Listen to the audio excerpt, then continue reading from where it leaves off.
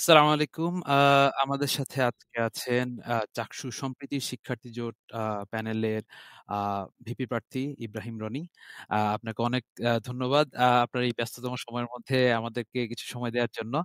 আর আমরা তাহলে আপনার কিছু ব্যক্তিগত আলাপ থেকে শুরু করি। আপনার বেড়ে ওঠা কোথায়? জি, ধন্যবাদ জানাচ্ছি আপনাকে এত সুন্দর একটি আয়োজনের জন্য। আ আমার বেড়ে ওঠা তো আমার নিজ জেলা হচ্ছে নাটোর। নাটোর জেলা, আমাদের উপজেলার নাম হচ্ছে বাগাতিপাড়া এবং আমাদের গ্রামের নাম হচ্ছে পাথুরিয়া। মূলত আমার একাডেমিক পড়াশোনা শুরু সেখানেই। সেখানে প্রাইমারি স্কুলে পড়াশোনা, এরপরে হাই স্কুল। এরপরে কলেজ ছিল আমার রাজশাহীতে এবং ইউনিভার্সিটিতে, চিটাগং ইউনিভার্সিটিতে।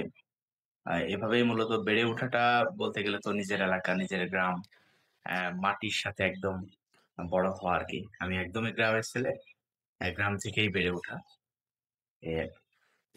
আ তো ছাত্র রাজনীতিতে আপনার হাতেখড়ি কিভাবে? কিভাবে ছাত্র শিবিরের সাথে বা এর আগে অন্য কোনো সংগঠন করেছেন কিনা? আ অন্য কোনো সংগঠন করার সুযোগ হয়নি। এর আগেই ছাত্র শিবির আমাকে দাওয়াতি কাজ অন্তর্ভুক্ত করে ফেলেছে। মেবি ২০১০ তখন আমি ক্লাস 7-8 মাঝামাঝি সময় চলছে। আ তখন আমি ছাত্র শিবিরের দাওয়াত পাই এবং ছাত্র শিবিরের সাথী হই ২০১০ সালে।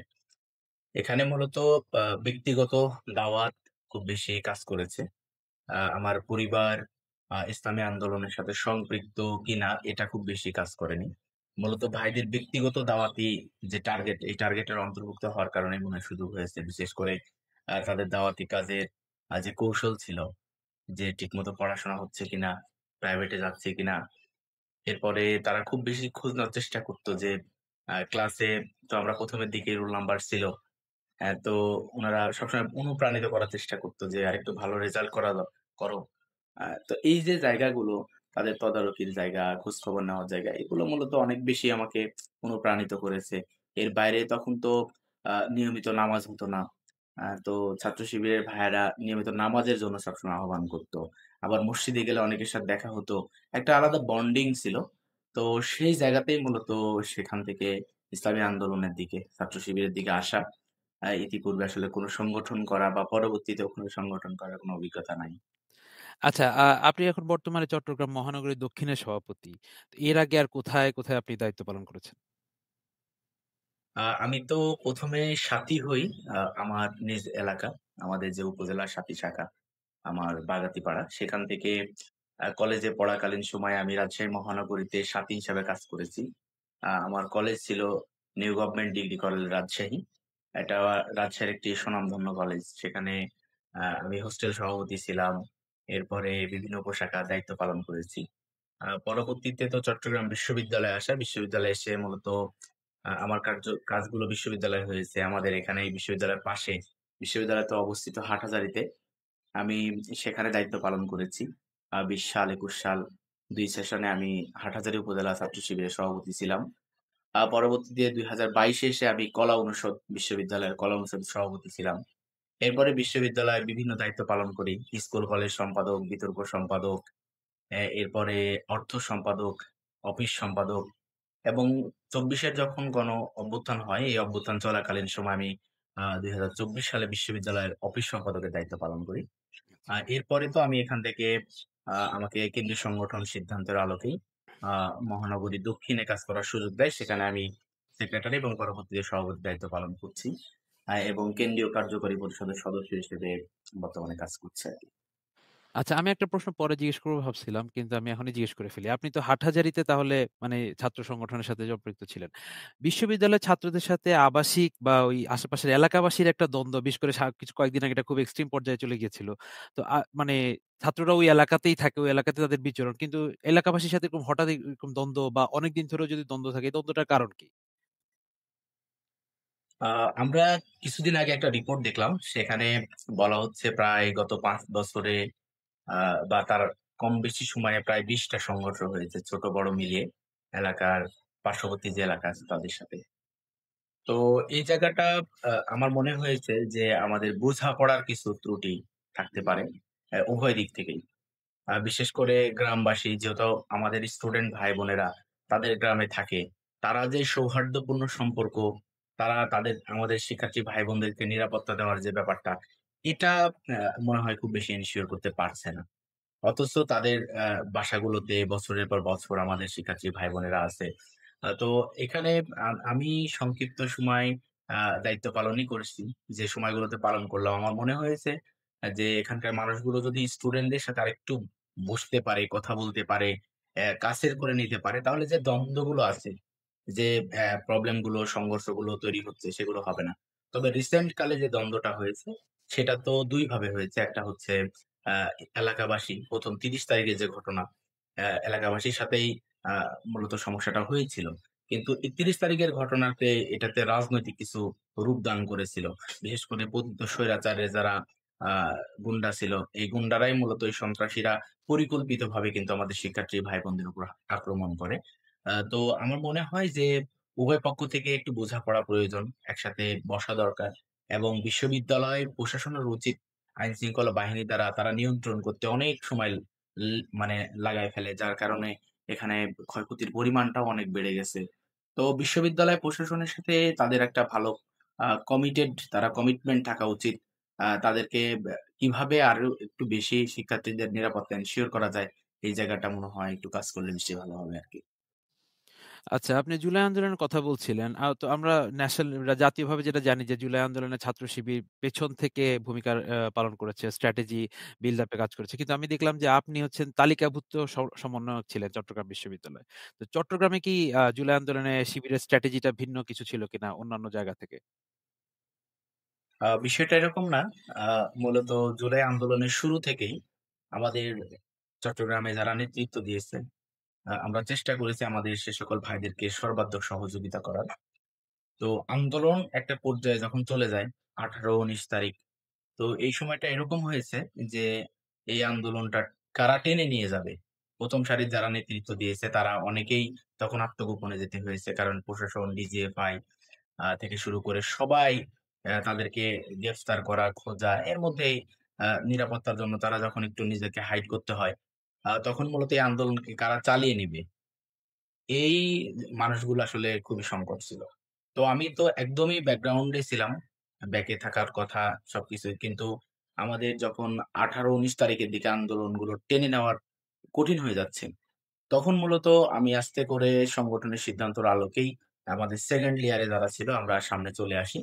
এবং অনেকটা রিস্ক হয়ে যায় আমাদের জন্য। কিন্তু আমাদের কাছে যেহেতু দীর্ঘদিনের স্বৈরাচারের সাথে একটা লড়াইয়ের অভিজ্ঞতা ছিল, সেখান থেকে আমরা চেষ্টা করেছি রাতের বেলা একটু যেন নিজেদেরকে সেভে রেখে পরের দিন সকালে আবার আন্দোলনে অংশগ্রহণ করা যায়। এই বিষয়গুলো আমরা একটু নিশ্চিত করার চেষ্টা করেছি। তবে স্ট্র্যাটেজিক্যালি আমাদের স্ট্র্যাটেজি ছিল যে আমাদের 1st লেয়ারে যারা আছে তারা আন্দোলনের নেতৃত্ব দিবে বাহির থেকে। তো আমাদের মোটামুটি এখন বিশ্ববিদ্যালয়ের যিনি সভাপতি আছেন, চট্টগ্রাম বিশ্ববিদ্যালয়ের সভাপতি মোহাম্মদ আলী ভাই, উনি একদম শুরু থেকেই আমাদের পরিকল্পনা ছিল যে উনি ১ম থেকে আন্দোলনের কাজ করে যাবেন। তো আলহামদুলিল্লাহ উনি আ ও বেশ ভালো ভূমিকা পালন করেছেন এবং আমার মনে হয় চট্টগ্রামে যারা গুরুত্বপূর্ণ ভূমিকা পালন করেছে, সাহসী ভূমিকা তাদের মধ্যে হচ্ছে উনি একজন। আমি মূলত আন্দোলনের সামনের দিকে চলে আসি যখন আমাদের ১৬ তারিখে আমাদের ২ জন ভাই শহীদ হলেন। শহীদ ওয়াসিম ভাই এবং শহীদ শান্ত ভাই।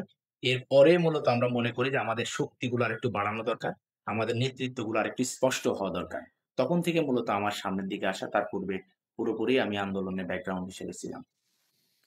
আচ্ছা, আপনিও স্বৈরাচারের সাথে অনেক দিনের আপনাদের লড়াইয়ের কথা বললেন। তো আপনার আসলে ফুল রাজনৈতিক সময়টা তো আসলে কেটেছে স্বৈরাচারের সময়। আপনি বললেন সাথী হয়েছেন ২০১০ সালে। তখন মাত্র আওয়ামী লীগ ক্ষমতায় এসেছে এবং দীর্ঘ শুধু সাথী হওয়ার পর থেকে ১৫ বছর আমরা যদি বলি।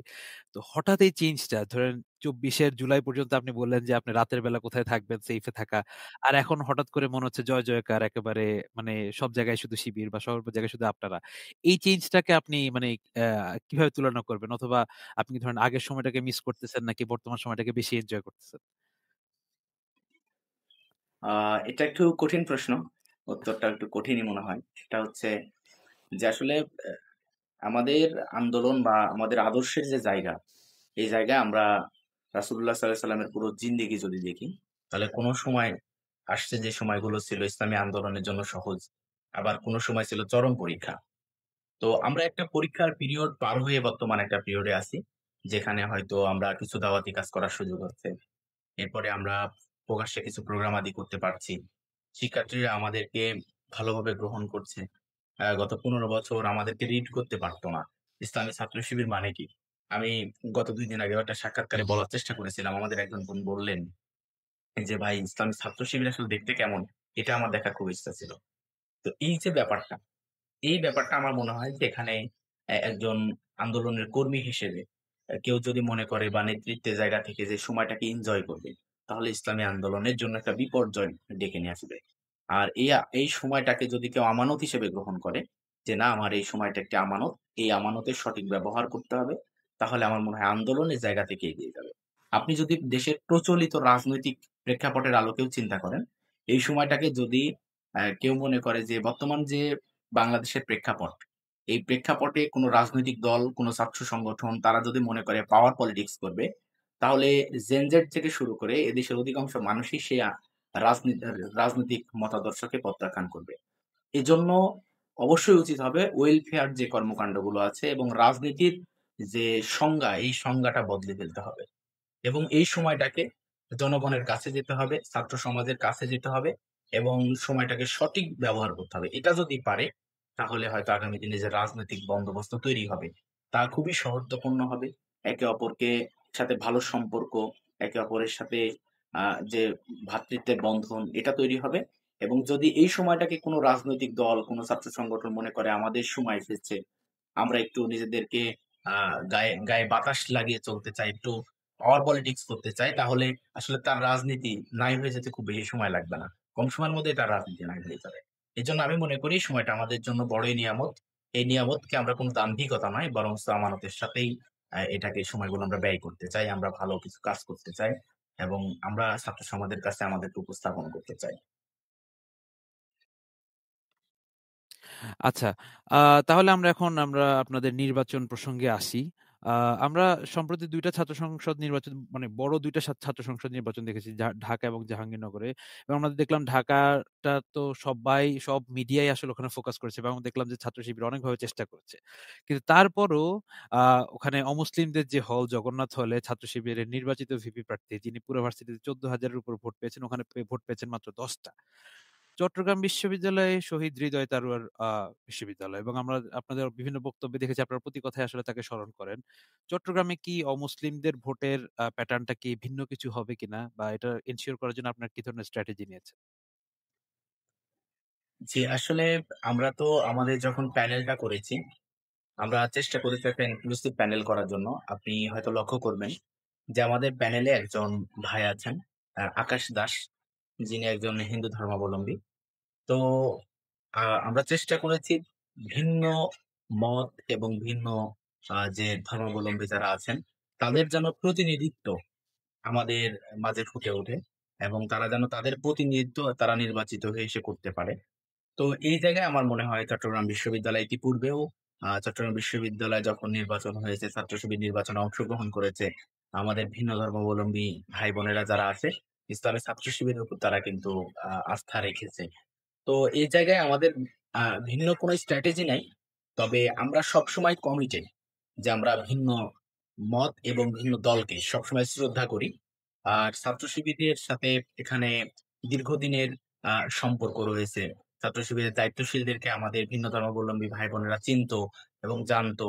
হয়তো রিসেন্ট কালে এই ফ্যাসিস্ট সরকারের সময় সেটা হয়নি। তার পূর্বে কিন্তু সম্পর্ক ছিল। তো আমরা মনে করি সেখান থেকে যে আমাদের আ দ মানে বিভিন্ন ধর্মাবলম্বীর ভাই-বোনেরাই এখানে আমাদেরকে ইনশাআল্লাহ আমাদের পক্ষে রায় দিবে। তবে আমাদের স্ট্র্যাটেজিক্যালি জায়গায় আসলে কোনো আ স্পেশাল কিছু আছে বলে বলতে পারছি না। তবে আমরা সবাইকেই সমানভাবে এবং আমরা এই জায়গায় কমিটেড যে তাদের নিরাপত্তা বা তারা আমাদের কাছে যে বিষয়গুলো চায়, সেই বিষয়গুলো যেন আমরা এনশিওর করতে পারি এটা আমরা শতভাগ চেষ্টা করব ইনশাআল্লাহ। আচ্ছা, আপনি ইনক্লুসিভিটির কথা বললেন। তো আপনাদের ইনক্লুসিভিটিটা কি অনেকটা কোটা ভিত্তিক? যে ধরেন আমার এট লিস্ট একজন অমুসলিম লাগবে, এট লিস্ট ২ জন ৩ জন আ নারী লাগবে। এখন অন্যান্য পদগুলো যখন আমি দেখি, ধরেন আপনি যখন ক্রীড়া বিষয়ক সম্পাদক কাউকে বানাবেন, আপনি আসলে খুঁজেন যে আসলে খেলাধুলায় কে অ্যাডভান্স। কিন্তু মানে এরকম ইনক্লুসিভ করার জন্য যাদেরকে নেয়া হইছে, উনাদেরকে কি আসলে স্পেশালিটির ভিত্তিতে নেয়া হয়েছে? নাকি আসলে যদি কোনো অমুসলিম না থাকে, কোনো মেয়ে না থাকে তাহলে কিভাবে হবে বর্তমান সময়ে এই কারণে? না, বিষয়টা এরকম না। মূলত তাদের স্পেশালিটির কারণে নেওয়া হয়েছে। কারণ প্রত্যেকটি ছাত্র সংগঠন তাদের নিজস্ব গ্রাউন্ড, এই গ্রাউন্ডের ভিতরে থেকেই তারা কাজ করতে পছন্দ করে। আপনি সে আমার সংগঠন বলেন বা অন্য সংগঠন বলেন, তারা মনে করে তাদের কর্মী, তাদের নেতৃত্ব যদি থাকে তাহলে সহজেই সেগুলোকে এক্সিকিউট করার সুযোগ থাকে। তো আমরা চেষ্টা করেছি যে শুধু কেবলমাত্র আমাদের গ্রাউন্ডের মানুষ না হোক, যে যেখানে খুব বেশি দক্ষ। আমরা হয়তো দেখেছি একজন ক্রীড়াতে অনেক বেশি দক্ষ। সে সেটা নিয়ে চিন্তা করে, সেটা নিয়ে কাজ করে। সে নিজেও একজন খেলোয়াড়। তাহলে আমরা চেষ্টা করেছি যে এই ভাইটিকে কোনোভাবে আমাদের সাথে নিয়ে আসা যায় কিনা। তাহলে আমরা তার সেক্টরে কেবলমাত্র একটা সাংগঠনিক গ্রাউন্ড থেকে যেয়ে যেভাবে কাজ করতে পারবো, কিন্তু সে দীর্ঘদিনের চিন্তা চেতনা থাকার কারণে তার গ্রাউন্ডে ভালো কাজ করতে পারবে। এজন্য আমরা চেষ্টা করেছি তাকে নিয়ে আসার। আমরা আমাদের এখানে একজন ব্লাইন্ড ভাই আছেন, যিনি তাদের কষ্টগুলো বুঝবেন।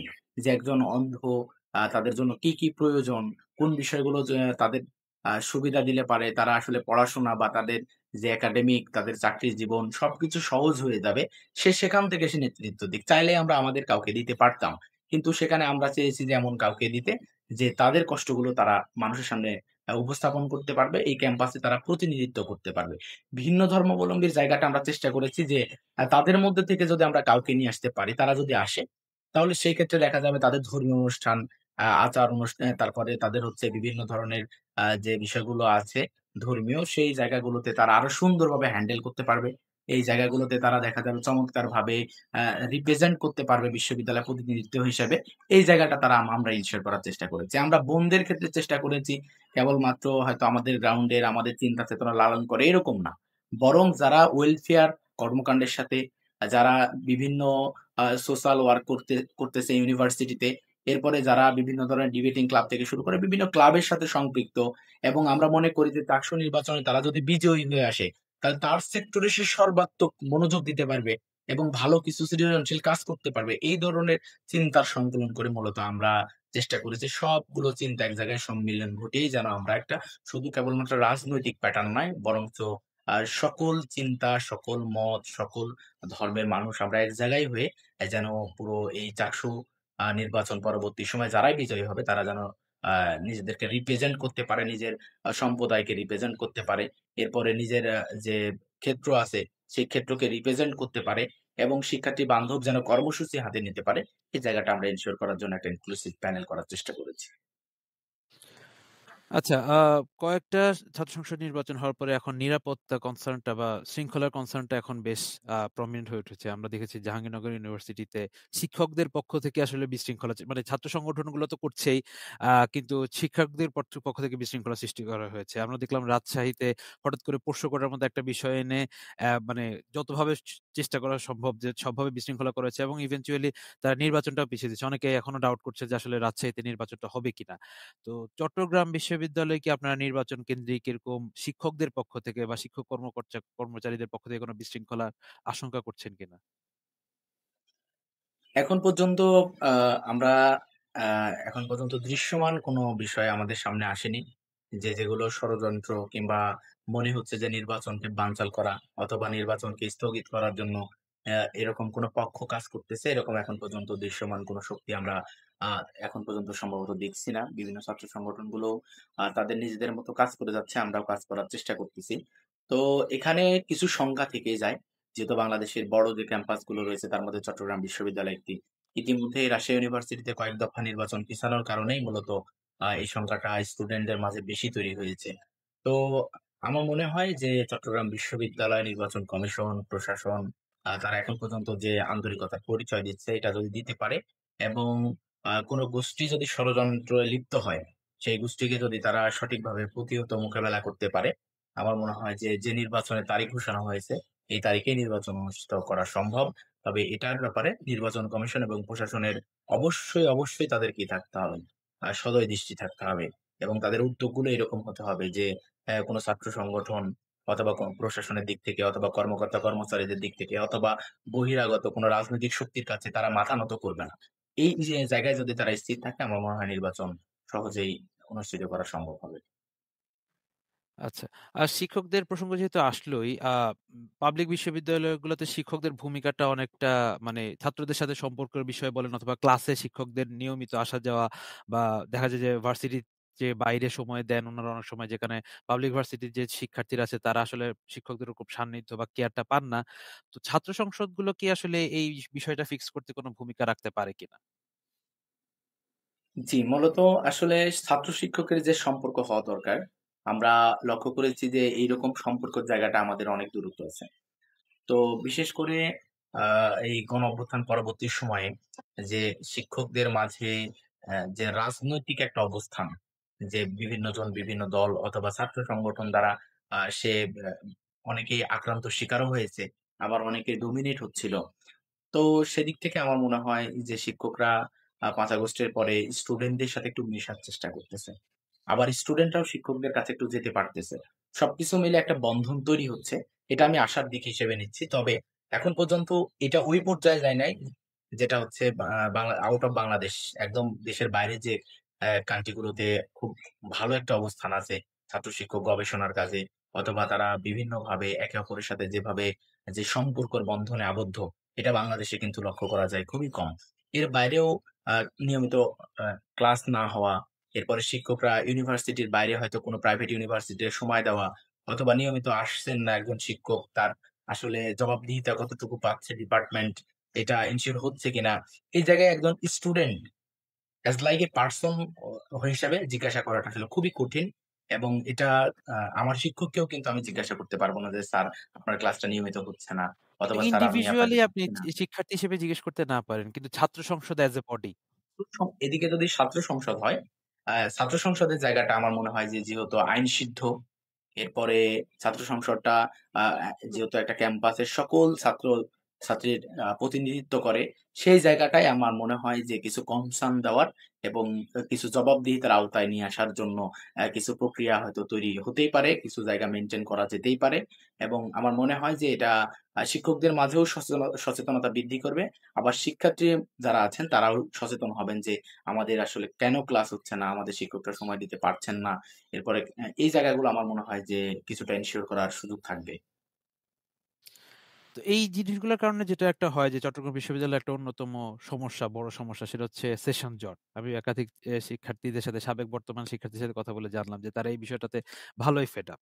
তো এটার জন্য কি আসলে আপনারা যদি নির্বাচিত হন, তখন ছাত্র সংসদের পক্ষ থেকে কি আসলে কিছু করা যায় কিনা? স্পেসিফিক কোন স্টেপ যেটার কারণে ধরেন ৪ বছরের কোর্স ৪ বছরে শেষ হওয়ার বিষয়টা এনফোর্স করা যায় কিনা? জি, এই জায়গাটা আমরা আমাদের বেশ আ দীর্ঘ সময় আন্দোলন সংগ্রামে ৫ আগস্টের পর থেকে আমরা ৭ দফা নিয়ে কাজ করতেছিলাম ছাত্র শিবিরের পক্ষ থেকে। তো এই দফার একটা অন্যতম দফা ছিল যে আমরা যে সকল ডিপার্টমেন্টের সেশন জট সেগুলো সমাধানের জন্য কার্যকরী ভূমিকা আমরা পালন করব, এবং এগুলোর কিছু আমাদের দাবি-দাওয়া ছিল। তো এখানে এখন পর্যন্ত যে সেশন যে ডিপার্টমেন্ট গুলো সেশন জট তৈরি হয়েছে বা আছে এখন পর্যন্ত, এই জায়গাগুলো পরিবর্তন হওয়া দরকার। এজন্য আমার মনে হয় যে বিশ্ববিদ্যালয়ের শিক্ষকরাই যদি আন্তরিক হয়, এবং বিশ্ববিদ্যালয় প্রশাসন যদি আন্তরিক হয়, প্রভিসি একাডেমিক যিনি আছেন উনি যদি মনে করেন যে না, আমরা একটু শিক্ষকদের সাথে বসা দরকার। শিক্ষার্থীরা যদি আসলে তাদের যে আওয়াজটা তুলে যে না, আমরা আসলে আমাদের বন্ধুরা আমরা একসাথে ভর্তি হলাম, তারা বের হয়ে যাচ্ছে ২ বছর আগে বা ১ বছর আগে, আমরা আরেক বছর বেশি থাকতে হচ্ছে ক্যাম্পাসে। এই যে জায়গাগুলো নিয়ে যদি সব পক্ষে কথা বলা শুরু করে, আমার মনে হয় শিক্ষকরা বা ডিপার্টমেন্টে আসলে কেন এই সেশন জট তৈরি হচ্ছে, এই জায়গাগুলো নিয়ে কাজ করার সুযোগ থাকবে। আমাদের আমি মনে করি চাকসুতে যারা নির্বাচিত প্রতিনিধিত্ব থাকবে, তারা যদি তাদের একটা রোড ম্যাপ তৈরি করতে পারে, এবং যদি তারা শিক্ষকদের সাথে বারবার বসার চেষ্টা করে, অথবা প্রশাসনের মাধ্যমে বসার জন্য দৃষ্টিভঙ্গি দিতে পারে, এবং শিক্ষার্থী ভাই বোনেরাও যদি এগিয়ে আসে, তাহলে এই সেশন জট যেগুলো আছে এগুলো এই আসলে ধরনের কোন সমাধান রোড করা। ম্যাপ কি আপনাদের ইশতেহারে থাকবে?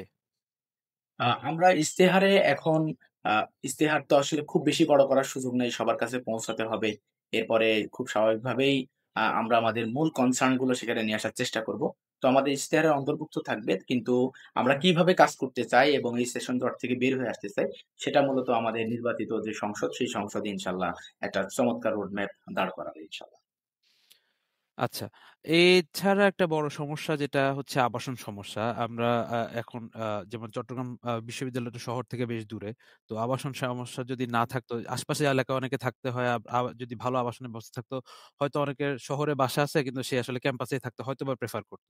তো এই ব্যাপারে কি আপনাদের স্পেসিফিক কোনো প্ল্যান আছে কিনা যেটা আপনারা কিভাবে আবাসন সমস্যাটা সমাধান করবেন? একটু উদাহরণ দিলে আমরা দেখতে পারি যে ডাকসুতে নির্বাচিত সংসদ তারা চায়নার সাথে একটা একটা আগে থেকে কথা ছিল মৈত্রী হলের ব্যাপারে। কিন্তু তারা আবার ৫,০০০ মানে সিট বিশিষ্ট একটা হলের ব্যাপারে এখন কথাবার্তা শুরু করেছে। অথবা তারও আগে থেকে ছাত্র শিবির সেখানে যারা অনাবাসিক শিক্ষার্থী আছে তাদের জন্য বৃত্তির কথা বলেছিল যেন সেই অর্থ দিয়ে তারা বাইরে থাকতে পারে। তো আপনাদের পক্ষ থেকে এর ধরনের কোনো দাবি বা কোনো প্ল্যান বা পরিকল্পনা আছে কিনা? জি, এটা নিয়ে আমাদের আসলে দীর্ঘদিন আন্দোলন চলছে। বিশেষ করে আ আমরা ২য় দফা এটা রেখেছিলাম আমাদের ৭ দফার যে শতভাগ আবাসন নিশ্চিত করতে হবে। অন্যথায় যে সকল শিক্ষার্থী ভাই-বোনদেরকে আমরা আ প্রশাসন হলে সিট দিতে পারছে না, তাদেরকে আবাসন ভাতা দিতে হবে। এটা আমরা বারবার বলার চেষ্টা করেছি। এর প্রতিবাদে আমরা স্মারকলিপি দিয়েছি, মানববন্ধন করেছি, বিক্ষোভ করেছি। তো সবকিছু মিলিয়ে আমাদের আবাসনের ব্যাপারটা চট্টগ্রাম বিশ্ববিদ্যালয় আপনি হয়তো জানবেন যে বাংলাদেশের ৪ টি বড় যদি ইউনিভার্সিটির কথা বলি ঢাকা, রাজশাহী এবং জাহাঙ্গীরনগর তাহলে চট্টগ্রাম বিশ্ববিদ্যালয়ের সবচেয়ে কম আবাসন। মাত্র ২২% শিক্ষার্থী এখানে থাকার সুযোগ পায়। ২৮,০০০ শিক্ষার্থীর মধ্যে ৬,৪০০ জন শিক্ষার্থী হলে থাকেন। বাকি ২২,০০০ স্টুডেন্ট কিন্তু তারা বাইরে থাকতে হয়। এবং শহরে অথবা ক্যাম্পাসের পার্শ্ববর্তী এলাকাগুলোতে ছড়িয়ে ছিটিয়ে আছে। তো এখানে আমরা লক্ষ্য করেছি যে বিশ্ববিদ্যালয় প্রশাসন চাইলেই কিছু উদ্যোগ গ্রহণ করতে পারে। কিন্তু এখন পর্যন্ত সেই উদ্যোগগুলো কিন্তু আমরা দৃশ্যমান দেখছি না। আমাদের ক্যাম্পাসে ২ জন শহীদ হলো। আমাদের শহীদ তরুয়া, শহীদ ফরহাদ। এরপরে বড় একটি আ এ সমাবর্তন হলো। সেখানে ডক্টর ইউনূস সাহেব আসলেন। প্রধান উপদেষ্টা এবং রাষ্ট্রের প্রধান হিসেবে উনি অন্তত আমরা মনে করেছিলাম যে আমাদের বিশ্ববিদ্যালয় প্রশাসন তারা কিছু বিষয় আদায় করতে পারবে না। হয়তো ২ টি বা ৫ টি হল যে হলগুলো হয়তো ১০ তলা। কারণ চট্টগ্রাম বিশ্ববিদ্যালয়ের সুযোগ ছিল যে আমরা বড় কিছু আ হল তৈরি করব। কিছু কার্যক্রম আমরা সরকারের কাছে কিছু বিষয় পাবো। তো এখন পর্যন্ত কিন্তু দৃশ্যমান এমন কিছু নাই। তো আমরা এই জায়গায় মনে করি যে আ এখানে ডাকসুতে আ ঢাকা বিশ্ববিদ্যালয় যে পরিমাণ বাজেট পেল, একনেকে পাস হলো তাদের প্রায় ২৮০০ কোটি টাকা। কিন্তু চট্টগ্রাম বিশ্ববিদ্যালয় কিন্তু সেটা পাচ্ছে না। আবার চট্টগ্রাম বিশ্ববিদ্যালয় বাজেটের যে পরিমাণ সেটাও খুবই ছোট একটা বাজেট। অথচ গণঅভ্যুত্থান পরবর্তী সময়ে যদি চট্টগ্রাম বিশ্ববিদ্যালয়ে যারা এখন প্রশাসনে আছে অথবা যারা গণঅভ্যুত্থানে অংশগ্রহণ করেছে, তারা যদি গভর্নমেন্টের কাছে নিজেদেরকে তুলে ধরতে পারত, তাদের যদি যোগ্যতার জায়গাটা তেমন থাকতো, তারা যদি ক্যাম্পাসকে সেভাবে রিপ্রেজেন্ট করতে পারত, আমার মনে হয় যে ২ জন শহীদের ক্যাম্পাস নিঃসন্দেহে এমন কিছু বাজেট পেত, যার মাধ্যমে এই শতভাগ আবাসন নিশ্চিত না হলেও একটা বড় অংশের আবাসন নিশ্চিত হতো। এই জায়গাটায় আমরা কাজ করার চেষ্টা করব এবং আমরা চেষ্টা করব যে রাষ্ট্রের সাথে যোগাযোগ। কারণ আমরা তো আসলে ছাত্র সংগঠন হিসেবে বিভিন্ন ছাত্র সংগঠনই এখানে আছেন। তারা সক্রিয়ভাবে কাজ করছেন। কিন্তু আসলে কেউ তারা রাষ্ট্রের সাথে তারা মেইনটেইন করে কোন চাহিদা দিবে, এটা খুব বেশি কঠিন। হয়তো বিশ্ববিদ্যালয় প্রশাসনের কাছে বিভিন্ন চাহিদা দিচ্ছে। কিন্তু যখনই আ চাকসুতে একটা নির্বাচিত প্রতিনিধিত্ব আসবে, স্বাভাবিকভাবেই তারা গভর্নমেন্টের কাছে যোগাযোগ করার সুযোগ থাকবে। এরপরে বিভিন্ন কান্ট্রি গুলোতে তারা কথা বলার সুযোগ থাকবে, তাদের সমস্যাগুলো উপস্থাপন করার সুযোগ থাকবে। আমার মনে হয় তখন আমরা কিছু কার্যক্রম পরিচালনা করতে পারবো এবং শিক্ষার্থীদের যে আবাসন সমস্যা, এই আবাসন সমস্যাগুলো একদিক থেকে প্রশাসনের কাছে দাবি করে আদায় করে নেওয়ার সুযোগ দ্বিতীয়ত গভর্নমেন্টের কাছেও আমাদের কিছু অ্যাক্সেস থাকবে। যে অ্যাক্সেস এর মাধ্যমে আমরা সেখান থেকে কিছু দাবি-দাওয়া উপস্থাপন করার মাধ্যমে কিছু অর্জন করতে পারবো। ইনশাআল্লাহ এই প্রত্যাশা আমরা রাখি। আচ্ছা। আ চট্টগ্রাম বিশ্ববিদ্যালয়ের সেন্ট্রাল যে লাইব্রেরি সেটা আমি যেটা জানতে পেরেছি যে এক প্রকার অকার্যকর। সেটা একটু ডিসট্যান্ট জায়গায় সেখানে মানে যাওয়াটা বা সেখানে পড়াশোনা করা, বই নিয়ে আনাটা অত বেশি কনভেনিয়েন্ট না। তো একটা ইউনিভার্সিটির জন্য লাইব্রেরি তো প্রবাবলি সবচেয়ে সবচেয়ে বেশি গুরুত্বপূর্ণ রিসোর্স হওয়ার কথা। সেক্ষেত্রে আপনার লাইব্রেরিটাকে ইউজফুল করানোর জন্য কি কোনো পদক্ষেপ নিবেন কিনা বা এই ধরনের কোনো কিছু আপনাদের ইশতেহারে কি আসবে কিনা? জি, এ ব্যাপারে আমাদের ইশতেহারে আসবে। স্পষ্টভাবে আমরা উপস্থাপন করার চেষ্টা করেছি। যেন লাইব্রেরিতে আমাদের সবচেয়ে বড় সমস্যা যেটা, সমস্যা আসলে অনেকগুলো। এর মধ্যে আপনি যেটা বললেন যে আমরা বই নিয়ে আসতে পারি না। এখানে এমন কিছু বই আছে যে বইগুলো আসলে আমরা চাইলেও কিন্তু বাইরে থেকে পড়ার সুযোগ থাকবে না বা বাইরে আমরা কোথাও পাচ্ছি না। তো এখানে এত বেশি রেস্ট্রিকশন যে আমি একটা বই নেওয়ার সুযোগ নেই। এরপরে ক্যাম্পাসে তো স্টুডেন্টরা খুবই কম থাকে। দেখা যাচ্ছে সকাল ৯ টায় ক্লাস শুরু হচ্ছে। ২ টার মধ্যে ২ টার সময় শাটলে করে আবার যারা শহরগামী শহর থেকে এসেছে তারা চলে যাচ্ছে। এখানে অ্যা ক্যাম্পাসে খুবই যে স্টুডেন্ট গুলো থাকে তার মধ্যে খুবই কম সংখ্যক স্টুডেন্টই তারা লাইব্রেরিতে যায়। লাইব্রেরি ফ্যাসিলিটি যেমন হওয়া দরকার আসলে চট্টগ্রাম বিশ্ববিদ্যালয়ে লাইব্রেরি ফ্যাসিলিটি ঠিক তেমন না। এর বাইরেও আমি কয়েকদিন যাবৎ কথা বলার চেষ্টা করেছি যে এখানে লাইব্রেরিতে পাশে কিন্তু একটা ক্যান্টিন থাকা দরকার অথবা লাইব্রেরির ভিতরে একটা ক্যান্টিন থাকা দরকার। স্টুডেন্টরা পড়াশোনা করতেছে, তাদের একটু নাস্তা করা প্রয়োজন। এখানে এ ধরনের কোনো সুযোগই নাই।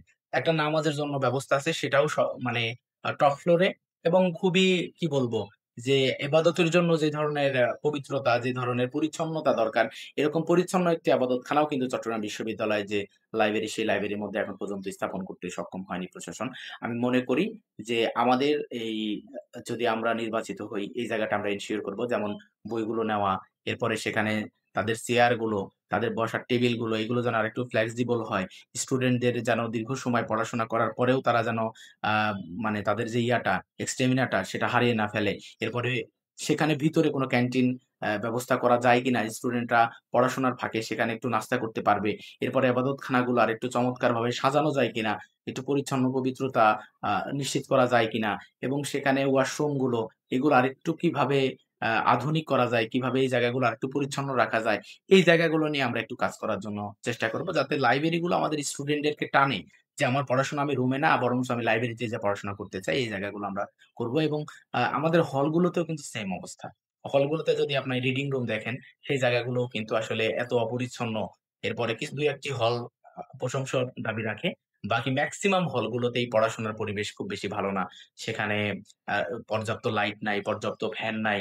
এরপরে পর্যাপ্ত টেবিল চেয়ারের ব্যবস্থা সেখানে নাই। স্টুডেন্টরা হলে তারা যে অনুপ্রাণিত হয়ে তার রিডিং রুমে যা পড়াশোনা করবে এরকম কোনো আগ্রহ আসলে তৈরি করতে পারছে না কিন্তু হল প্রশাসন। এই জায়গাগুলো নিয়েও ইনশাআল্লাহ আমরা কাজ করার চেষ্টা করব। আচ্ছা।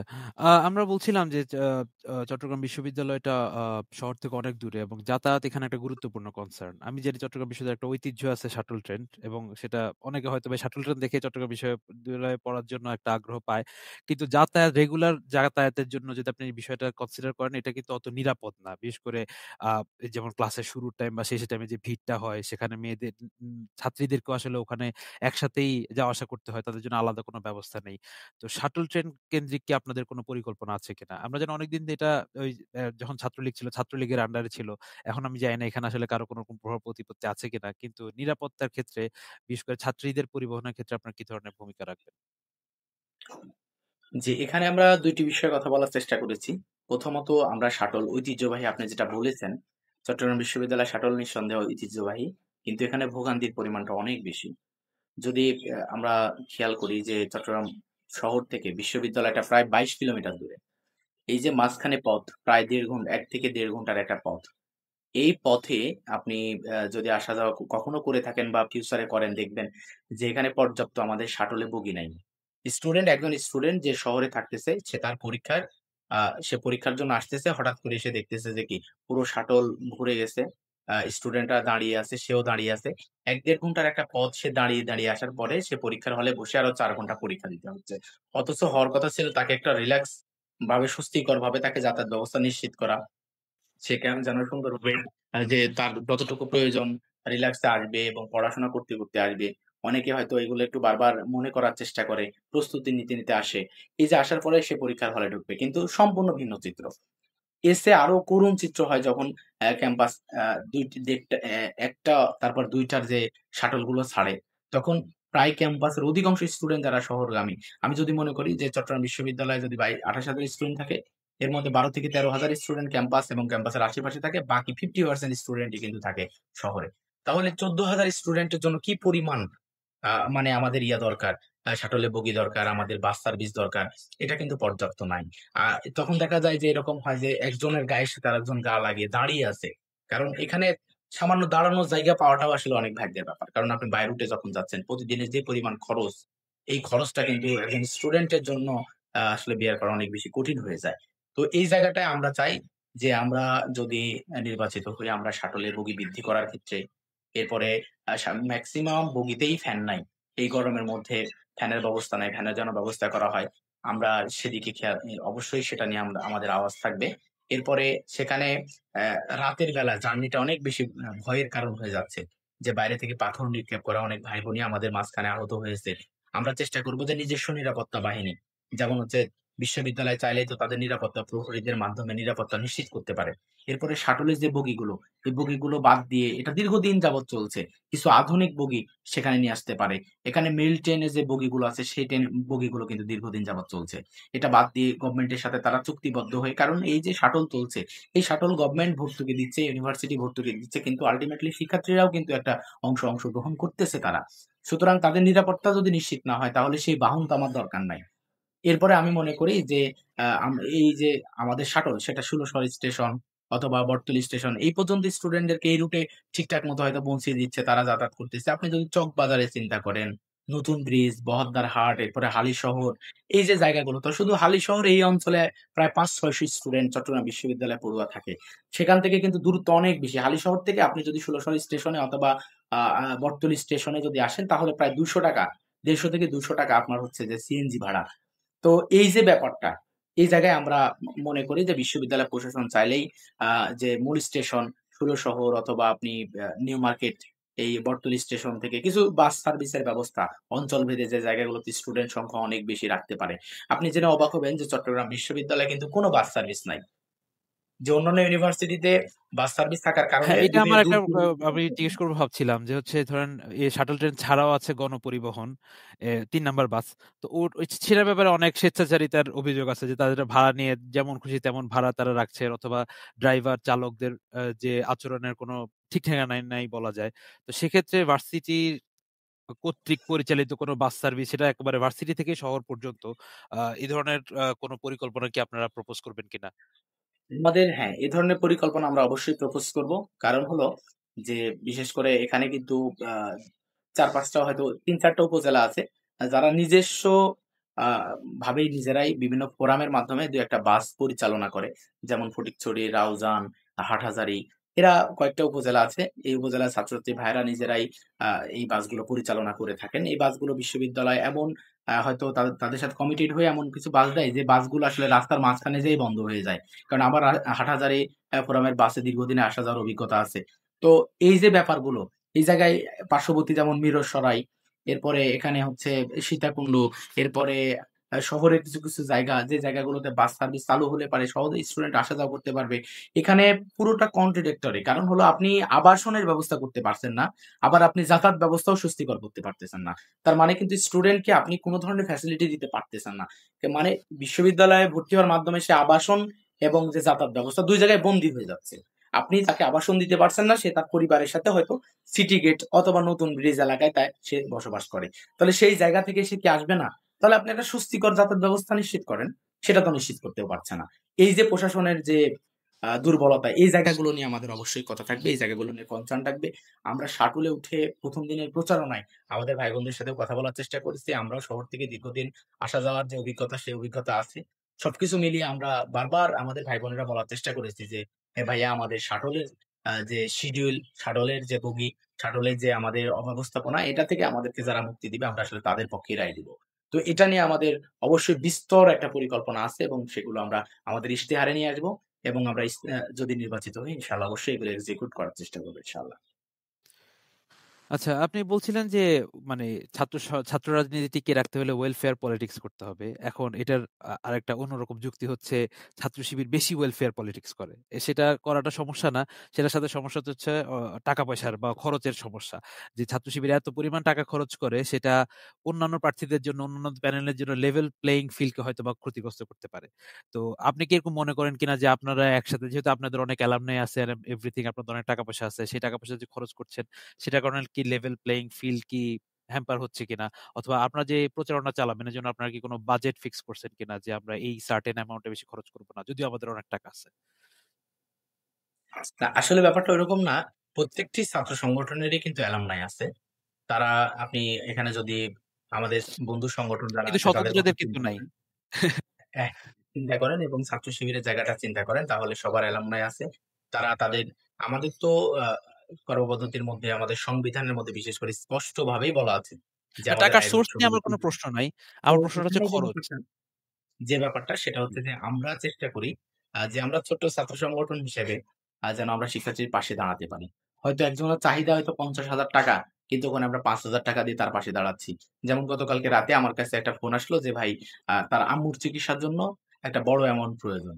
কিন্তু আসলে তো আমরা এত বড় অ্যামাউন্ট নিয়ে তার কাছে যেতে পারব না। হয়তো আমরা ২,০০০ ৫,০০০ টাকা নিয়ে তার কাছে যাচ্ছি।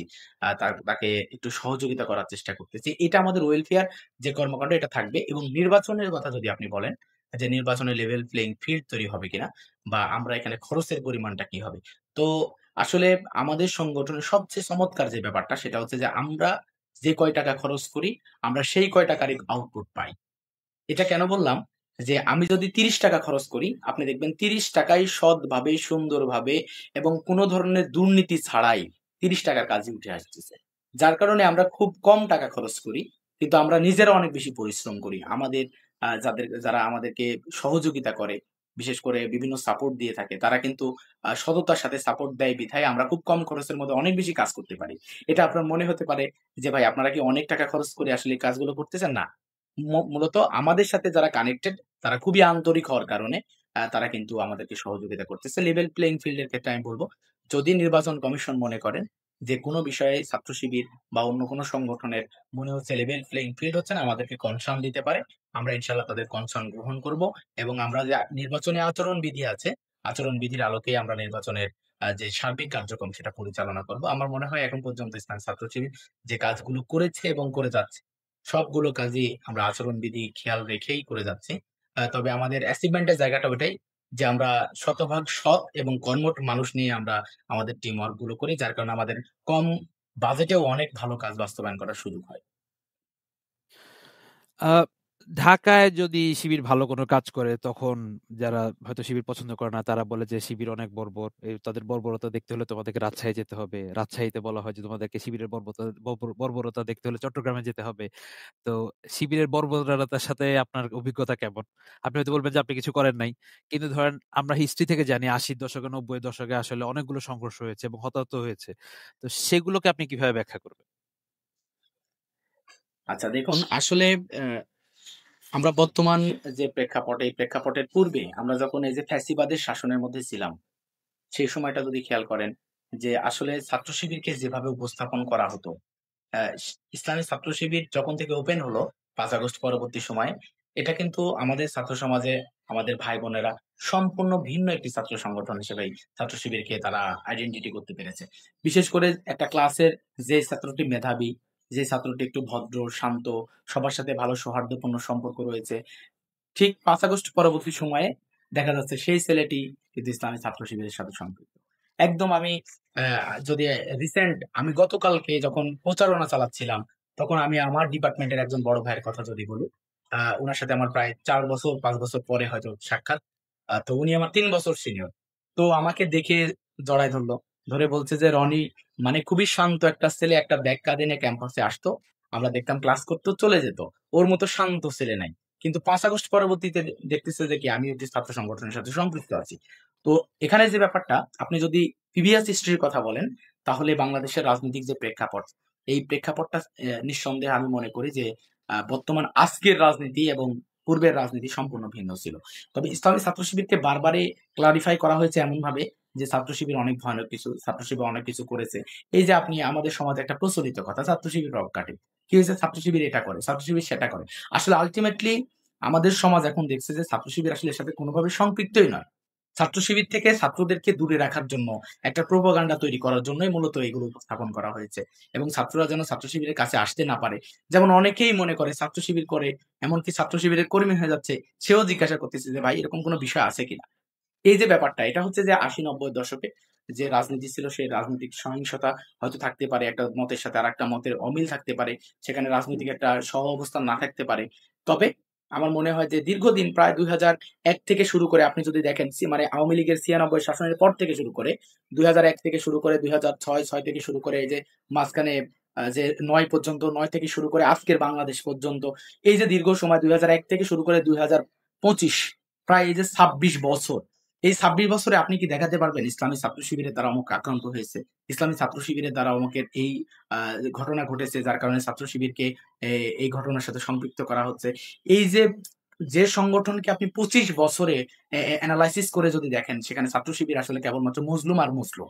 এবং 5 আগস্ট পরবর্তীতে ইসলামী ছাত্র শিবির যদি মনে করতো যে আমরা কি বিভিন্নভাবে নির্যাতনের শিকার হয়েছে আমার ক্যাম্পাসে, এরপর আমার কলেজে, আমি আমার কলেজ লাইফেও কিন্তু ছাত্রলীগ দ্বারা আক্রান্ত হয়েছি। আমি যদি আপনাকে স্পেসিফিক বলি যে আমি রাজশাহীতে কেন না, আমি কেন চট্টগ্রাম বিশ্ববিদ্যালয়ে পড়ি, তাহলে আমি ১ নম্বরে আমাকে বলতে হবে যে আমি ছাত্রলীগ দ্বারা কয়েকবার সেখানে আক্রান্ত হওয়ার কারণে আমাকে রাজশাহী ছেড়ে চট্টগ্রামে আসতে হয়েছে। তো এই যে ব্যাপারটা, আপনি যদি মনে করেন যে ক্যাম্পাসে আমাদের অসংখ্য ভাই কিন্তু সেখানে আক্রান্ত হয়েছে। অ্যা আমাদের চট্টগ্রাম বিশ্ববিদ্যালয়ের কথাও যদি বলি, সেখানে যে হত্যাকাণ্ডগুলো হয়েছে এই খুনি হাসিনার সময়ের ৭ টি হত্যাকাণ্ড হয়েছে। এর মধ্যে ৫ জনই কিন্তু ইসলামী ছাত্র শিবিরের দায়িত্বশীল মানের আমাদের ভাইয়েরা, যারা এই ছাত্রলীগ দ্বারা আক্রান্ত হয়েছে এবং হত্যার শিকার হয়েছে, শহীদ হয়েছে। তো এখানে যদি আপনি দেখেন যে ছাত্র শিবির যদি মনে করতো ৫ আগস্ট পরবর্তী সময়ে তারা প্রতিশোধ পরায়ণ হয়ে উঠবে, তাহলে ছাত্র শিবিরের দ্বারা এটা খুব বেশি কঠিন ছিল না। কিন্তু আল্টিমেটলি ইসলামী ছাত্র শিবির কখনোই এই পলিটিক্সটা করেনি। এটা ৭০ এর দশক, মানে ৮০ দশক বলেন, ৯০ এর দশক বলেন, কারণ ছাত্র শিবির যে প্রেক্ষাপটে গড়ে উঠেছে, গড়ে ওঠার পরবর্তী সময়ে কিন্তু যে এ এ এই যে এরশাদের যে সময়টা ৯০ এর গণঅভ্যুত্থান হলো এই স্বৈরাচার বিরোধী আন্দোলনের পরে, এরপরে ইসলামী ছাত্র শিবির মেক্সিমাম ক্যাম্পাসে অনেক ভালো করেছে। প্রত্যেকটা ক্যাম্পাসের স্টুডেন্টরা তাদেরকে ভালোভাবে গ্রহণ করেছে। কারণ ইসলামী ছাত্র শিবির তৈরি হওয়ার মানে এরা প্রতিষ্ঠিত হওয়ার পর থেকেই যে কার্যক্রমগুলো ছিল তার মধ্যে ওয়েলফেয়ার কর্মকাণ্ডই ছিল প্রায় ৮০ ভাগ।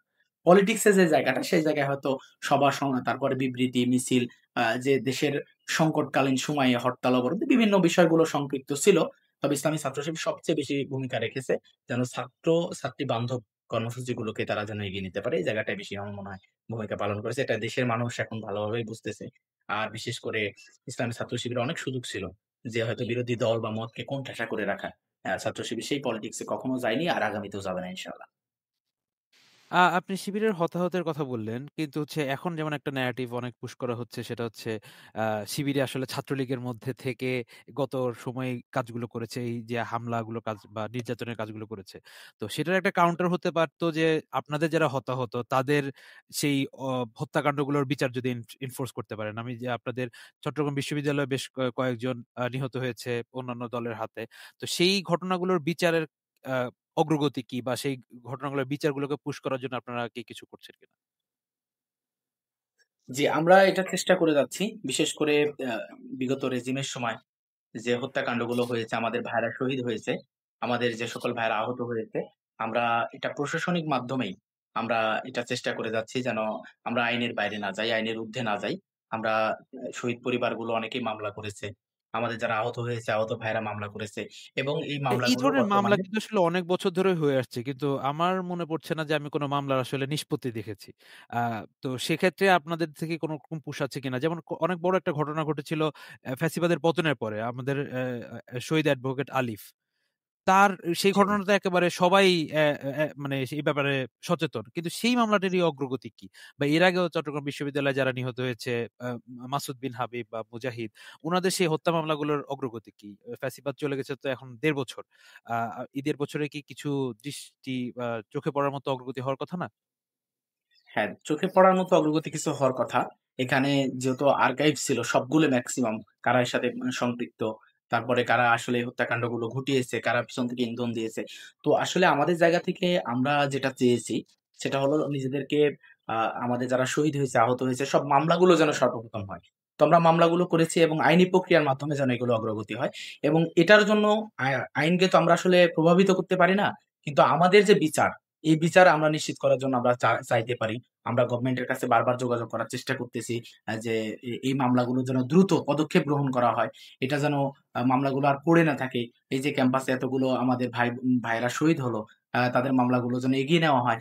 এগুলো আমরা বারবার কনসার্ন দেওয়ার চেষ্টা করতেছি। কিন্তু আসলে বর্তমান যে প্রেক্ষাপট, এই প্রেক্ষাপটে আপনি কিন্তু শিক্ষার্থীদের মাঝে যে এই ক্যাম্পাসে আমরা গত কয়েকদিন আগে একটা রিপোর্ট দেখলাম যে ৪১ টি প্রাণ ঝরে গেল গত ৩০ বছরে। এই টাইপস এর একটা রিপোর্ট চট্টগ্রাম বিশ্ববিদ্যালয় কিন্তু রিসেন্টলি আমি দেখেছি। এই মুহূর্তে আমি দেখাতে পারছি না। তো এই যে একজন স্টুডেন্ট তার ৪১ টা প্রাণ তার ক্যাম্পাসে ঝরে গেছে। বিভিন্ন হত্যাকাণ্ড অথবা তারা নিজে আত্মহত্যা করেছে, বিভিন্ন প্রেক্ষাপট তৈরি হয়েছে। এটা কিন্তু স্টুডেন্টরা খুব ভালোভাবে নিচ্ছে না। আবার আপনি আইনকেও প্রভাবিত করতে পারছেন না। সুতরাং আপনাকে এমন কোন পলিটিক্স, এমন কোন কথা, এমন কোন কার্যক্রম পরিচালনা করাটা কঠিন হয়ে যাচ্ছে যে আপনি এই যে আমার ৫ জন ভাই শহীদ হয়েছেন, তাদের জন্য আমরা যে ক্যাম্পাসে ছাত্রলীগ স্টাইলে আহ, মিছিল মিটিং বিভিন্নভাবে তাদেরকে চাপে রাখা প্রশাসনকে, এই ব্যাপারটা আসলে খুব বেশি কঠিন এই মুহূর্তে। তবে আমরা আইনি লড়াই যেটা আছে, আমরা ইতিপূর্বে আইনি লড়াই করেছি, আমরা আইনি লড়াই করে যাব ইনশাল্লাহ।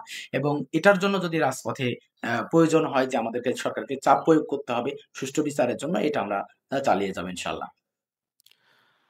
আচ্ছা, আপনারা যদি নির্বাচনে জিতেন, চট্টগ্রাম কেন্দ্রিক ওখানে চট্টগ্রাম কলেজ বা ওসব জায়গায় এক ধরনের শিবিরের বিরুদ্ধে এক ধরনের মোরাল পুলিশিং এর একটা অভিযোগ থাকে।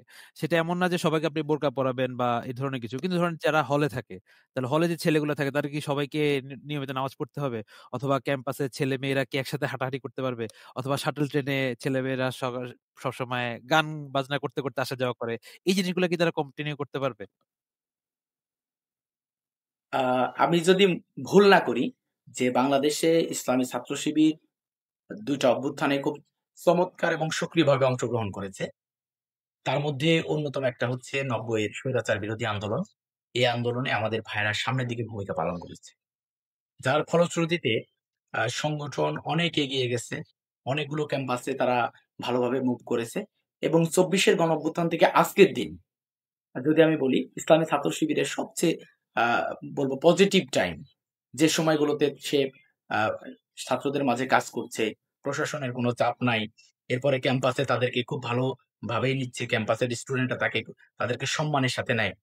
তো এটা যদি হতো যে ইসলামী ছাত্র শিবিরের এজেন্ডা পোশাক নিয়ে, ইসলামী ছাত্র শিবিরের এজেন্ডা হচ্ছে মসজিদে নামাজ সবাইকে পড়তে হবে, ইসলামী ছাত্র শিবিরের এজেন্ডা যদি মনে হইতো যে না, তারা ছেলে মেয়ে হাঁটতে পারবে না, যদি ইসলামী ছাত্র শিবিরের এজেন্ডা হতো যে শাটলের মধ্যে গান বাজনা করতে পারবে না, তাহলে তো ভাই চট্টগ্রাম বিশ্ববিদ্যালয় শুধু না, বাংলাদেশের সকল বিশ্ববিদ্যালয়ে এই পোশাকের স্বাধীনতা হারাতো। যে আমাদের ভাই বোনরা একসাথে হাঁটতে পারতো না, হলে ছেলেরা নামাজ পড়তে বাধ্য হতো, এর শাটলের মধ্যে গান বাজনা করতে পারতো না। ইসলামী ছাত্র শিবির সবার জায়গায় স্বাধীনভাবে ধর্ম, যেহেতু মানুষকে স্বাধীনতা দিয়েছে, যে যার ধর্ম সে পালন করবে, যে যতটুকু বুঝবে ততটুকু ধর্ম পালন করবে, এই জায়গায় আমাদের কোনো কথা নাই। যার যার পোশাক তার পোশাক, যার যার পোশাকের স্বাধীনতা তার কাছে।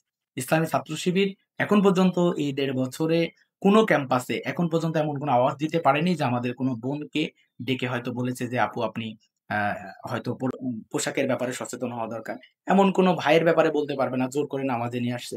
এমন কারো ব্যাপারে বলতে পারবে না কোনো ছেলে মেয়ে, অর্থাৎ তারা ক্লাসমেট বা যাই হোক, তারা হেঁটে যাচ্ছে, সেখানে ইসলামী ছাত্র শিবির তাদেরকে বুলিং এর শিকার করেছে।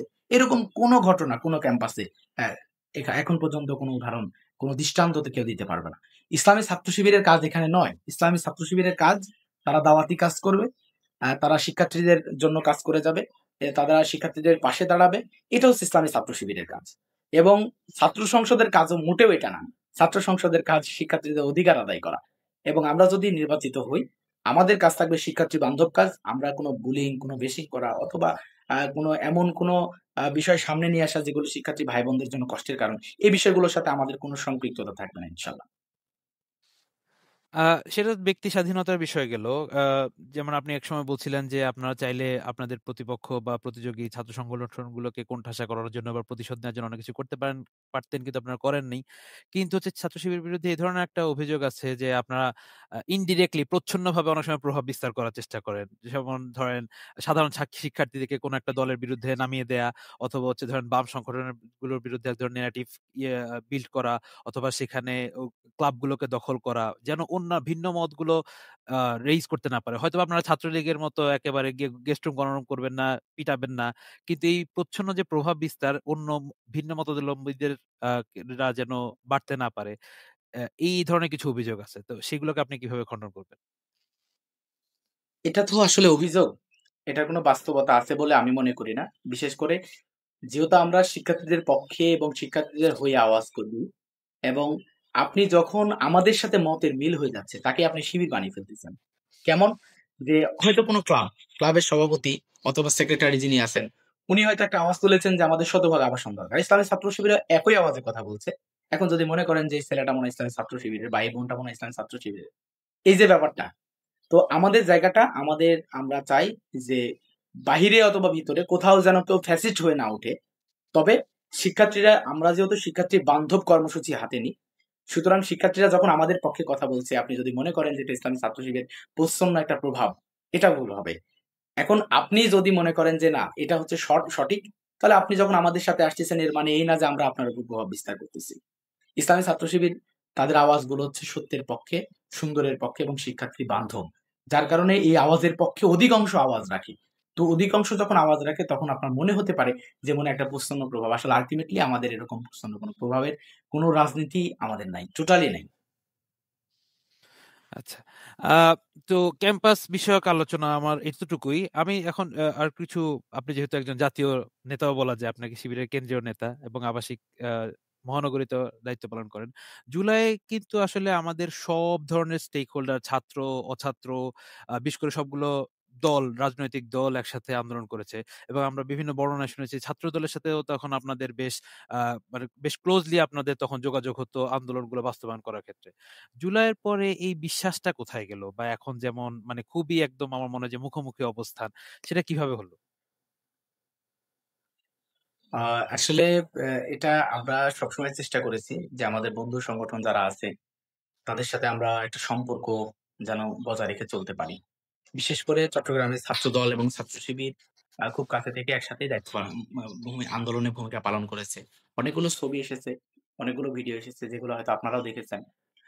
তো এখানে আমাদের যে পলিটিক্স এবং বন্ধু সংগঠনের যে পলিটিক্স, এই পলিটিক্স এর জায়গাটা আসলে কে কতটুকু গেইন করতে পারতেছে এটা হচ্ছে গুরুত্বপূর্ণ। গেইনের জায়গা কি? যে আপনি পলিটিক্স করবেন, আপনি আপনার সংগঠনকে পরিচালনা করবেন বা সমাজে আপনার একটা প্রভাব থাকবে, আপনাকে সবাই ওন করবে তখন। যখন আপনি সমাজের কথা বলবেন, যখন আপনি আপনার প্রতিষ্ঠানের শিক্ষার্থীর বান্ধব কথা বলবেন, আর যদি আপনি নিজের দলের গ্রাউন্ডকে এবং নিজের দলের গ্রাউন্ডের মানুষগুলোকে নিয়ে থাকবেন অথবা তাদেরকে নিয়ে আপনি চিন্তা করবেন, তখন কিন্তু সাধারণ শিক্ষার্থীরা আপনাকে খুব বেশি প্রায়োরিটি দিবে না। আমার মনে হয় পার্থক্য এখানেই তৈরি হয়েছে। যে আমরা যেমন আমাদের সাংগঠনিক গ্রাউন্ডের ভিতরে দীর্ঘদিন বদ্ধ ছিলাম। আমরা কাজ করতে চাইতাম কিন্তু আমরা পারতাম না। কিন্তু আমরা এই গণঅভ্যুত্থান পরবর্তী সময়ে আমাদের প্রত্যেকটা কর্মসূচিতেই আমাদের ভাই বোনদেরকে আমরা কিন্তু এনগেজ করেছি। আমরা ওই ধরনের কর্মসূচিগুলি গ্রহণ করেছি যেগুলোতে সবাই একসাথে এনগেজ হওয়া যায়। কিন্তু অনেক সংগঠনই আছে তারা কিন্তু এভাবে রিস্ক করতে পারেনি। তারা সেখানে যেতে পারেনি, শিক্ষার্থী বান্ধব কর্মসূচি দিতে পারেনি। যার কারণে তারা কিন্তু এই যে আমাদের এবং তাদের মধ্যে একটা দূরত্ব হয়তো তৈরি হতে পারে। আমাদের আদর্শ দেখে, আমাদের কথা শুনে, আমাদের আমানতদারিতা দেখে আমাদেরকে মানুষ এখন রিড করতে পারছে। হয়তো কিছু ছাত্র আমাদের কাছে আসতেছে, আমাদের সাথে কথা বলতেছে, সংগঠনে সম্পৃক্ত হচ্ছে। কিন্তু দেখা যাচ্ছে হয়তো অন্য সংগঠন সেই ধরনের এজেন্ডা রাখতে পারছে না, তারা পছন্দ করতে পারতেছে না, তারা আশ্বস্ত হতে পারতেছে না, যার কারণে অংশগ্রহণ করতেছে না। এখন আপনার সংগঠন তো আপনাকে পরিচালনা করতে হবে। তাহলে আপনি কি করলেন? যে আপনি হচ্ছে একটা সেই ৭০, ৮০, ৯০ দশকের যে রাজনীতি, সেই রাজনীতির দিকে নিজেকে ব্যাক করতেছেন। এটা কিন্তু আসলে এই বর্তমান সময়ের Gen Z-রা আসলে কোনোভাবেই খাবে না। যে আপনি সেই ৭০, ৮০ দশকের যে রাজনীতি, সেই রাজনীতিকে আবার ফিরিয়ে নিয়ে আসবেন। এটা আসলে শিক্ষার্থীরা কোনোভাবেই চায় না। তো এই জায়গায় একটা পার্থক্য তৈরি হচ্ছে। এর বাইরে মতাদর্শের একটা পার্থক্য আছে। আমরা যেহেতু ইসলামিক আইডিওলজিকে ধারণ করেই আমরা এগিয়ে যাচ্ছি। আবার অন্য দিক থেকে কারো চিন্তা হয়তো ধর্মনিরপেক্ষতা, কারো চিন্তার জায়গাটা হচ্ছে মার্ক্সবাদী, কারো চিন্তার জায়গাটা হচ্ছে জাতীয়তাবাদ।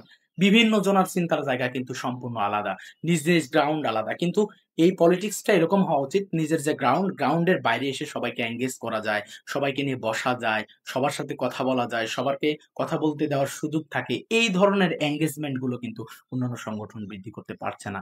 এর বাইরে আমরা চেষ্টা করেছি যে আমাদের ব্যক্তি স্বার্থ অথবা সাংগঠনিক স্বার্থের ঊর্ধ্বে থেকে যেন আমরা কাজ করতে পারি। যেমন আপনি ইসলামী ছাত্র শিবিরের কাউকে কোথাও দেখবেন না কোথাও কোনো টেন্ডারবাজি করেছে, কোথাও কোনো চাঁদাবাজি করেছে। ইসলামী ছাত্র শিবিরের কেউ কোথাও কারো কিছু দখল করেছে। এই যে দখলদারিত্ব, টেন্ডারবাজি, চাঁদাবাজির যে রাজনীতি, এর সাথে ইসলামী ছাত্র শিবিরের সম্পূর্ণ বিপরীতমুখী পলিটিক্স। তো যার কারণে এর যারা আবার এই টেন্ডারবাজি, চাঁদাবাজি বা এই কার্যক্রমের সাথে যারা জড়িয়ে যাচ্ছে বা জড়িত হচ্ছে বিভিন্ন ছাত্র সংগঠন বা বৃহত্তর সংগঠনগুলো, আমরা কিন্তু তাদের বিরুদ্ধে কথা বলছি এবং বলতে হচ্ছে এবং বলবোই আমরা। তো তখন কিন্তু আপনার আর আমার সম্পর্কের জায়গাটা একটা ফাটল তৈরি হচ্ছে। তো আমরা বারবার আহ্বান জানাচ্ছি এবং আহ্বান করেই যাব যেন আমাদের রাজনীতি কেবলমাত্র শিক্ষার্থী বান্ধব হয়। বৃহত্তর রাজনীতি যারা করছে, বড় বড় রাজনৈতিক দলগুলো আছে তাদের ব্যাপারে আমাদের কনসার্নটা এরকমই, যেন তারাও তাদের রাজনীতিগুলো সেভাবে করে যে রাজনীতির মাধ্যমে শিক্ষার্থীরা আসলে উপকৃত হবে, দেশের মানুষ উপকৃত হবে। কিন্তু যখনই আপনি পদস্খলন হচ্ছে যখনই আপনি নীতির জায়গা থেকে সরে যাচ্ছেন, যখনই আপনি অসৎ হয়ে উঠছেন, যখনই আপনার মধ্যে ফ্যাসিবাদী চিন্তা তৈরি হচ্ছে, তখন কিন্তু ইসলামী ছাত্র শিবির কথা বলছে এবং কথা বলে যাবে। এই কারণে হয়তো একটা যে অবস্থান তৈরি হচ্ছে, সেই আগের মতো সৌহার্দ্যপূর্ণ অবস্থানে আমরা থাকতে পারছি না। কারণ আমাকে তো আওয়াজ দিতে হচ্ছে। কারণ আমাকে দেশের পক্ষে কথা বলতে হচ্ছে। আমার শিক্ষার্থী যে বান্ধব যে কথা, সেই কথাগুলো আমাকে বলতে হচ্ছে। এর কারণে কেউ যদি মনে করে যে নিজেকে সংশোধন করে আসবে, আমরা আবারও হাতে হাত রেখে, কাঁধে কাঁধ রেখে আবারও লড়াই করতে চাই। আর যদি কেউ মনে করে যে না, আবারও আগের সেই পলিটিক্স, পাওয়ার পলিটিক্স এর দিকে আগাবে, তাহলে আমরা শিক্ষার্থীদের পাশে থেকে আমরা নিঃসন্দেহে তাদের প্রতিবাদ জানিয়ে যাবো ইনশাআল্লাহ। আ আচ্ছা, আমার শেষ প্রশ্ন। এটা আপনি তো জাতীয় রাজনীতির কথা মেনশন করলেন এবং উন নে রাজনৈতিক নেতারা অনেক সময় কথা বলার সময় বলেন যে চট্টগ্রাম হচ্ছে জামাত শিবিরের ঘাঁটি। কিন্তু আসলে সাবেক এত ছাত্র নেতাদের মধ্যে আমরা জাতীয় রাজনীতিতে সক্রিয় বা জনপ্রিয় তেমন কিন্তু খুব বেশি দেখি না, বিশেষ করে এই রিজিয়নে। আপনি জাতীয় রাজনীতির কথা বললে কিন্তু এতদিনের হিসেবে চট্টগ্রামের হয়তো একটা আসন থেকে হয়তো জামাত আ বিজয়ী হয়েছে বা এখন যাদেরকে প্রার্থী দেওয়া হয়েছে এদের মধ্যেও সাবেক ছাত্রনেতা এই ধরনের কাউকে কিন্তু আমরা দেখছি না। এটার কারণ আপনার কি মনে হয়? আ এখানে যারা সাবেক ছাত্র নেতা, বিশেষ করে ইসলামী ছাত্র শিবিরের সাথে যারা সম্পৃক্ত ছিলেন, পরবর্তীতে তারা জাতীয় রাজনীতিতে কতটুকু কন্ট্রিবিউশন করতে পারছেন, এটাই মনে হয় আপনার প্রশ্ন ছিল। জি, তো জি। আমার মনে হয় যে আ আ জাতীয় রাজনীতিতে বিশেষ করে সাংগঠনিক জায়গায় এখানে অনেকেই অনেক ভালো করতেছেন। অনেকেই ন্যাশনাল পর্যায়ে তারা ভালো ভূমিকা পালন করতে পারছেন। হয়তো আমরা সেইভাবে আমাদেরকে করতে পারিনি, তৈরি করতে পারিনি বা অথবা আমাদেরকে মানুষের কাছে উপস্থাপন করতে পারিনি। যার কারণে হয়তো আমরা ওই পরিমাণ এমপি পাচ্ছি না। হয়তো মন্ত্রী পাচ্ছি না। এর কারণে আপনার মনে হতে পারে। কিন্তু আপনি যদি দেখেন যেমন যে আপনি এমপি চট্টগ্রাম মন্ত্রী থেকে না যদি পাওয়া আমি যদি প্রার্থীদের কথা বলি, যেমন জি, চট্টগ্রামে জি, জি। ১৭ টা আসন মোস্ট এখানে প্রবাবলি। আপনি এখানের হ্যাঁ, মধ্যে চট্টগ্রামে প্রার্থীদের মধ্যে কয়জন আছেন যারা মহানগরী বা ভার্সিটি লেভেলে আ ছাত্র শিবিরের নেতা ছিলেন বা সভাপতি ছিলেন? এখানে মেক্সিমাম হয়তো আপনি জানবেন যে মেক্সিমাম যারাই এখানে সংগঠনের আ প্রার্থী হয়েছেন, মনোনয়ন পেয়েছেন, মেক্সিমাম ইসলামী ছাত্র শিবিরের যারা ছিলেন তারা। এখানে যদি আপনি দেখেন আমাদের এই যে মিরসরাই অ্যাডভোকেট সাইফুর রহমান ভাই, উনি মহানগর সভাপতি ছিলেন, চট্টগ্রাম মহানগর সভাপতি ছিলেন। এরপরে এসে সীতাকুণ্ড সহ যে আসনটা, সেই আসনে যিনি আছেন উনিও ইসলামী ছাত্র শিবিরের দায়িত্বশীল ছিলেন। এরপরে আপনি সন্দ্বীপ উপজেলা যেটা, এখানে যে আসনটা, সেখানে যিনি এখন আসনের প্রার্থী, তিনি চট্টগ্রাম বিশ্ববিদ্যালয়ের সাবেক সভাপতি, কেন্দ্রীয় প্রচার সম্পাদক ছিলেন আমাদের আলাউদ্দিন ভাই। এরপরে আপনি যদি ২ নাম্বার আসন দেখেন ফটিকছড়িতে, এখানে আসনে অধ্যক্ষ নুরুল আমিন ভাই, উনি মহানগর জামাতের বর্তমানে সেক্রেটারি এবং ইসলামী ছাত্র শিবিরের সাবেক কেন্দ্রীয় প্রচার সম্পাদক এবং মহানগর সভাপতি ছিলেন। এরপরে আপনি যদি দেখতে যান সাতকারিয়া লোহাগাড়া শাহজাহান চৌধুরী, উনিও জীবনে ছাত্র সংগঠন করেছেন। এরপরে পার্শ্ববর্তী যে আসনগুলো আছে সেখানে যদি আমরা দেখতে যাই যে কক্সবাজারের আসনগুলোতে, সেখানেও কিন্তু এই যে হামিদুর রহমান আজাদ ভাইয়ের কথা যদি দেখি, চট্টগ্রাম বিশ্ববিদ্যালয়ের সভাপতি ছিলেন। এরপরে আপনি যদি আবার আমরা চট্টগ্রামের দিকে আসি, তাহলে চট্টগ্রাম ১০ আসন শামসুজ্জামান হেলালী ভাই, উনি ছাত্র শিবিরের দায়িত্বশীল ছিলেন, উনি ছাত্র শিবিরের সদস্য ছিলেন। এরপরে আমরা চট্টগ্রাম ১১ আসন যদি দেখি, সেখানে আমাদের শফিউল আলম ভাই, উনি ইসলামী ছাত্র শিবিরের দায়িত্বশীল ছিলেন, চট্টগ্রাম বিশ্ববিদ্যালয়ে তিনি মেধাবী ছাত্র। এরপরে আপনি যদি বোয়ালখালী যে আসন সেটা দেখেন, তিনিও ছাত্র শিবিরের এক ছিলেন। এরপরে আমাদের বাঁশখালী জহিরুল ভাই, উনার কথা যদি চিন্তা করা হয়, উনিও ছাত্র শিবিরের এক ছিলেন। অর্থাৎ ছাত্র শিবিরের অধিকাংশ যারা এখন নেতৃত্ব আছেন, মেক্সিমাম ইসলামী ছাত্র শিবিরের সাবেক দায়িত্বশীল ছিলেন। কেউ হয়তো কেন্দ্রীয় দায়িত্বশীল ছিলেন, আবার কেউ বিশ্ববিদ্যালয় অথবা মহানগর পর্যায়ের সভাপতি ছিলেন, অথবা এমনও অনেক ভাই আছেন যে যারা হয়তো থানা সভাপতি ছিলেন অথবা ছাত্র শিবিরের সদস্য ছিলেন, কিন্তু আজকে তিনি তার জায়গায় নিজেকে জনগণের কাছে এত কাছে নিয়ে গেছেন যে সংগঠন তাকে মনোনয়ন দিয়েছে আলহামদুলিল্লাহ। এই যে আমাদের চর্চার জায়গাটা, আমার মনে হয় যে এটা খুবই চমৎকার। এবং চট্টগ্রামের অধিকাংশ আসন, চট্টগ্রাম, কক্সবাজার, কুমিল্লা, অধিকাংশ আসনগুলো ইসলামী ছাত্র শিবিরের যারা এক্স দায়িত্বশীল ছিলেন, তারাই কিন্তু বর্তমানে মনোনীত হয়েছেন এবং কাজ করে যাচ্ছেন আলহামদুলিল্লাহ। আ ধন্যবাদ আমাকে। আমরা আশা করি যে আপনাকে আমরা ভবিষ্যতে জাতীয় রাজনীতিতে দেখতে পাবো। আপনাকে অসংখ্য ধন্যবাদ। আমি ধারণা করি আপনার জীবনের মনে হয় সবচেয়ে ব্যস্ততম সময় এখন হওয়ার কথা। তার মধ্যে থেকে আপনি আমাদের কিছু সময় দিয়েছেন, এজন্য আপনাকে অসংখ্য ধন্যবাদ। আপনার জন্য এবং আপনার প্যানেলের জন্য শুভকামনা। ভালো থাকবেন। ঠিক আছে, আপনাকেও ধন্যবাদ। দোয়া রাখবেন। আসসালামু আলাইকুম ওয়া রাহমাতুল্লাহ। ওয়ালাইকুম আসসালাম।